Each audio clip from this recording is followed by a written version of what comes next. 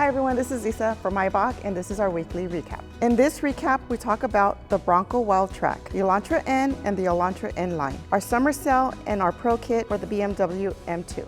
In case you didn't know, our summer sale is now live. From now until August 11th, all orders placed on eibach.com/US will receive 10% off and free shipping automatically. Be sure to check out eibach.com for more information. For R&D, we brought in the Bronco Wildtrack.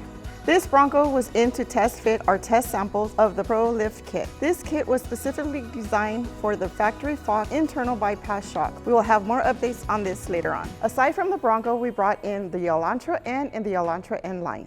The Elantra N and the Elantra N line were both brought in for Pro kit and the stabilizer bar testing. The N line will have to be brought in for another Pro kit test fit, while the Elantra N will go into production. We'll have release dates later on. For this week's feature, we got a Pro kit for the 2016 through the 21 BMW M2. This kit lowers your M2 by 1 inch on the front and 0.8 of an inch to the rear. That's it for this week's recap. Be sure to give us a like and subscribe for more information.